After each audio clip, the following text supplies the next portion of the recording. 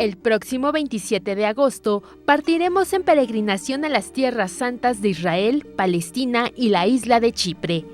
En Tierra Santa adoraremos a Jesús Niño en el sitio preciso donde nació, renovaremos nuestro bautismo en las aguas del Jordán y navegaremos por el mar de Galilea. En Jerusalén estaremos en el Gólgota con la cruz, esa santa cruz que nos lleva a Jesucristo, a su muerte y a su resurrección, aquel incomprensible final que es el triunfo de Dios y de la vida. Y así, a nuestro regreso, poder vivir en gran esperanza por el camino de la vida hacia Dios. La beata Ana Catalina Emmerich refiere que Pablo también predicó en la isla de Chipre durante su estancia en el Mediterráneo, y el libro de los Hechos de los Apóstoles narra cómo San Pablo convirtió a esta isla en el primer estado cristiano al bautizar a su gobernador. Recordaremos también la historia de las cruzadas, visitando algunas de las fortalezas de los caballeros templarios y hospitalarios, así como restos arqueológicos y mitológicos del mundo greco-romano. Las peregrinaciones serán guiadas por expertos. Cuenta con accesos asegurados a las misas y audiencias presididas por el Santo Padre. Informes al 4980-8641 o 5207-9511 y en www.viavaticano.com. La Moderna presenta.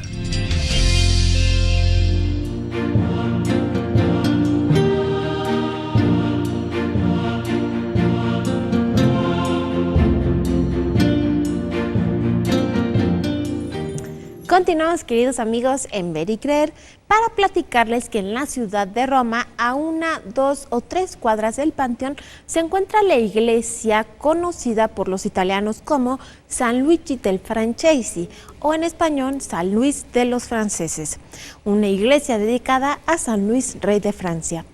Es muy visitada por los admiradores del gran pintor El Caravaggio, pues en su interior, en la capilla de San Mateo, hay 3 pinturas del Caravaggio que presentan a San Mateo en los 3 momentos más importantes de su vida: el llamado del Señor, el escrito del Evangelio y su muerte. Les platico esto porque hoy estamos hablando de las cruzadas y pues San Luis, rey de Francia, participó en 2 de ellas, la 7ª y la 8ª. Que es oportuno conocer detalles de su vida. San Luis Rey es patrono y modelo de los buenos gobernantes.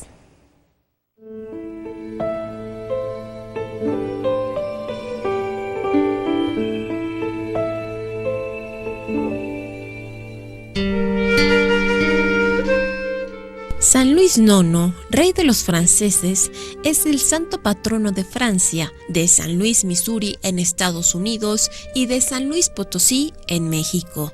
Nació el 25 de abril de 1214 en Poissy y murió 56 años después en Túnez, el 25 de agosto de 1270.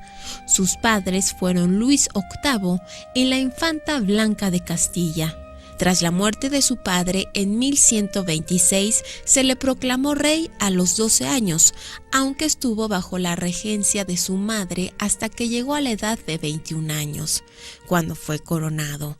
Durante ese tiempo, ella se empeñó en formarlo como un buen cristiano para que fuese un gobernante intachable. En 1235 se casó con Margarita de Provenza, con quien tuvo 11 hijos. Sus descendientes fueron reyes de Francia por 7 siglos, hasta 1793, cuando fue muerto Luis XVI. Fue un hombre dotado por Dios de sabiduría para gobernar, bondad, generosidad y de una profunda piedad que lo llevó a ser un verdadero santo que combinó su tarea de gobierno con prácticas piadosas, como lavar los pies a los mendigos e invitar a su mesa a los leprosos. El filósofo anticlerical Voltaire llegó a decir de él: «No es posible que ningún hombre haya llevado más lejos la virtud». Perteneció a la orden franciscana seglar, fundó monasterios y construyó la Santa Capilla de París para albergar varias reliquias, entre ellas la corona de espinas del Señor. tuvo que enfrentarse a Enrique III de Inglaterra, a quien derrotó para luego firmar el Tratado de París de 1259, con el que logró la paz para Francia durante todo su reinado. Emprendió la Séptima Cruzada entre 1248 y 1254, durante la que desembarcó en Egipto para tomar la ciudad de Damieta, a la que entró humildemente y a pie, tras prohibir a sus soldados el saqueo. Luego emprendió la Octava Cruzada en 1270, en la que sitió la ciudad de Túnez, donde murió infectado de tifo. En el trono le sucedió su hijo Felipe III. En su famoso testamento espiritual dirigido a su hijo, San Luis le recomienda guardarse de todo aquello que desagrada a Dios, de todo pecado mortal. Le pide tener piedad con los pobres y afligidos, obrar con rectitud y justicia, y alejar de Francia toda clase de pecado, principalmente la blasfemia y la herejía. San Luis, rey de Francia, modelo de todo buen gobernante cristiano, fue canonizado el 11 de agosto de 1297 por el Papa Bonifacio VIII en la iglesia de San Francisco en Orvieto, Italia. Pues sucede que mientras hacemos el programa estamos aprendiendo y conociendo con todo este acervo cultural que tiene Fernando Villalón Esquerro, él es abogado, y Ángel Díaz Bonet, con todo lo que conoce también estudia y además visita personalmente en todo el mundo. Qué grato estar platicando con ustedes este librazo, ¿no? Felipe II, me decías que es el mejor libro de qué. Para mí esa es la mejor biografía que hay de Felipe II. Está hecho por la Universidad de Columbia, pero la información que trae es extraordinaria porque tiene varios historiadores en los archivos europeos de aquel momento, en donde están los archivos venecianos, los archivos de la Casa de Orange, los archivos ingleses, los archivos privados de Lord Cecil, los archivos del Duque de Alba. Entonces, no estás hablando de suposiciones, estás hablando de un historiador en serio, no hay suposiciones. Ajá. Ahí están las cartas, inclusive las cartas de los espías de Venecia. Estaba viendo las firmas incluso. Y los documentos. Oye esto, Felipe no podía pensar que Montigny creyera lo que decía. Sospechó que lo que quería significar era que no creía que se debiera matar a los hombres por crímenes contra la religión católica, que era la base de la cultura y de la civilización europeas. Pues ningún hugonote o calvinista hacía la mejor objeción. Bueno, pero estamos hablando de las cruzadas. Y ya que Marisa nos trajo la figura de San Luis, rey de Francia, pues con él terminan las cruzadas, ¿no? Pero hablemos de la séptima, porque séptima y octava, él interviene en dos. Interviene en las dos últimas. La séptima. Vas, Ángel. Bueno, mientras tú hablas, yo sigo estudiando. Va a Egipto, porque Egipto se vuelve como la urbe cosmopolita. Bagdad había perdido mucha de su influencia, igual Damasco, y la parte de Egipto se convierte como la ciudad más importante comercialmente en Medio Oriente. Entonces, ¿El Cairo? El Cairo. Entonces, venciendo en el Cairo, tenías la entrada ya a Tierra Santa. Y porque además los gobernantes de Damasco ya habían tomado Egipto. O sea, se habían cambiado, digamos, la capital del reino o la influencia. ¿Los sirios? Sí, lo habían cambiado de Damasco cuando tomaron Egipto, ¿no? Para eso había con San Francisco, pues ahí estaba el poder, pero el otro poder estaba en Damasco. Lo toman y entonces había que entrar por Damasco. O sea, es una por Egipto, por Alejandría y el Cairo, ¿no? Por el Cairo, exactamente. O sea, porque ahí estaba el poder real. Entonces tratan de ir a Egipto y bueno, pues es un fracaso militar porque no planearon los desembarcos, o sea, al final del asunto. En la séptima cruzada. En la séptima cruzada. ¿Su fracaso fue no poder tomar el Cairo? Su fracaso. Bueno, y que lo apresan. ¿Pero no toman Damasco? No. Damieta. Damieta, que era el puerto más importante. Y es hecho prisionero el rey. San Luis. Así es. Pero un ejemplo, porque era un persona íntegro. Él no admitía ningún privilegio. Él iba o sea, porque con dignidad real pues tenías privilegios. Él tomaba lo mismo que los demás prisioneros, la misma comida, iba atrás recogiendo a los enfermos. O sea, era un rey piadoso, además de íntegro. De modelo, ya decía Marisa, ¿no? Del gobernante cristiano. No, y de aparte, excelente administrador en Francia. Aparte, motivador, porque hacía que la gente viera realmente un reino de Cristo en la tierra. O sea, ese tiempo que gobernó él es, yo creo, que lo más sublime que haya hecho un gobernante en un país, ¿no? Donde todos los que estaban ahí lo amaban y daban su vida por el rey. Señores gobernantes de México, les recomiendo leer la carta a su hijo, que el rey Luis, el testimonio espiritual, ¿no? Que luego lo hará Luis XVI también, el que también lo tienen ese también recomiendo que lean su testamento espiritual al Delfín. Ya oyeron también. Gobernantes, ¿no? Y los que pretenden gobernar también, los que ya quisieran gobernar, los candidatos. Primo de San Fernando. Léanse primero cómo gobernar, cómo ser un buen gobernante. Lean la carta a su hijo. ¿Primo de quién? Primo de San Fernando, rey de España. Otro santo. Otro santo. O sea, esa Edad Media, esa situación da varios santos. Y santos gobernantes, santos que unen al pueblo y que son gente muy correcta. Santo el rey de Francia, santo el rey de España. Así es. No, y en Alemania también, y en la parte oriental de Europa también hubo varios, en Polonia y en Hungría, o sea, reyes santos. Claro. San Vito y varios más en plena edad. Lo importante de las cruzadas es que plantea esa Europa unida por esa idea de cristiandad. Ya no son esas tribus que llegaron a conquistar el Imperio Romano, sino ahora hay una cristiandad, hay una unidad por qué pelear, que es la misma situación cuando se une otra vez Europa después de la Segunda Guerra Mundial, que son estos católicos que plantean esa idea de la cual se han alejado hoy de esa cristiandad. Porque que hoy estén persiguiendo a Hungría por sus ideas de decir soy cristiana, pues, y que no se quiera poner en la Constitución europea que Europa es cristiana, de los 1000 años, de los 2000 años que tenemos, pues la construcción cristiana de Europa. Y México está perdiendo su identidad cristiana, y este es el gran peligro. Así es. Porque estamos cayendo en manos de criminales que asesinan sacerdotes. En una semana, 4 sacerdotes mexicanos asesinados. Se está perdiendo la identidad en México, por supuesto. Pero bueno, avancemos y veamos a un pequeño ejército hoy, que no son cruzados, por ejemplo. Es una breve producción en video nada más, una colección de imágenes. Gestionar y proteger la Guardia Suiza Pontificia, mire.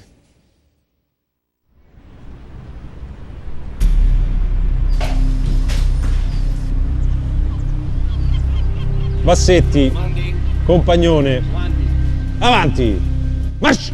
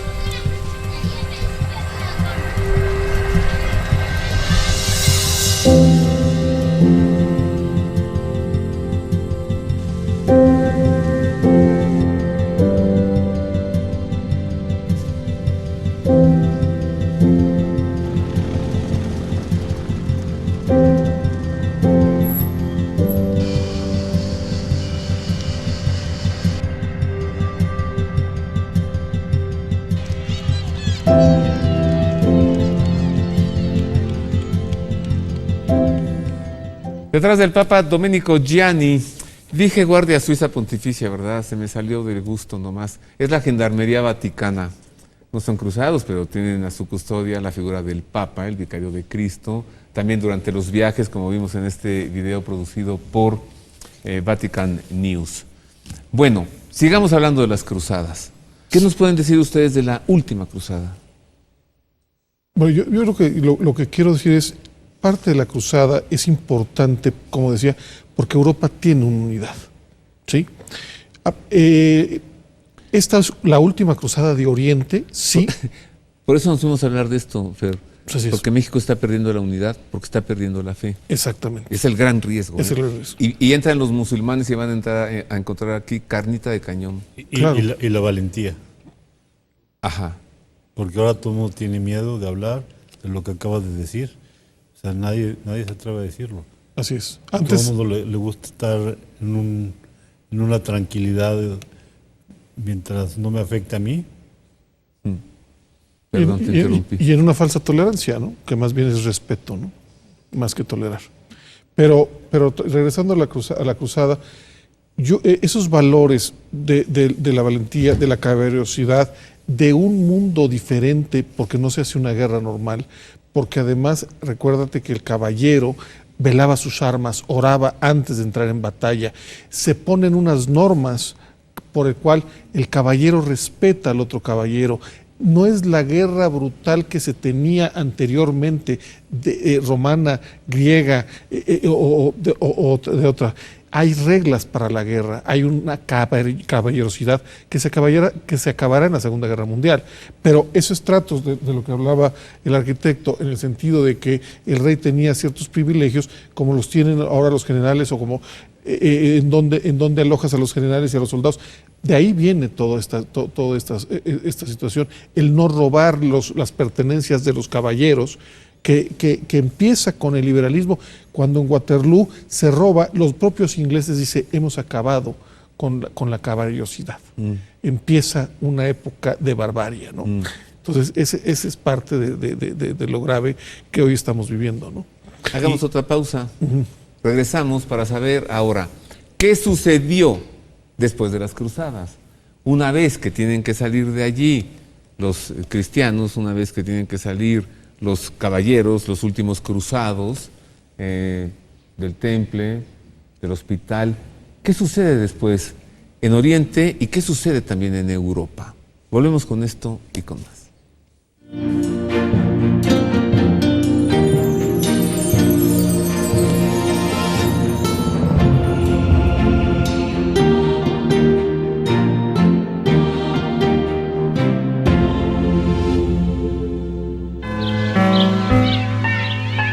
Ya está disponible el disco de audio, el disco compacto Oraciones para Sustento del Alma, con duración de 80 minutos y con 33 oraciones que nos permiten entrar en contacto con Dios, con la Virgen María y con los santos, mientras realizamos trayectos o alguna actividad o simplemente en descanso y poniendo la atención para dialogar con Dios.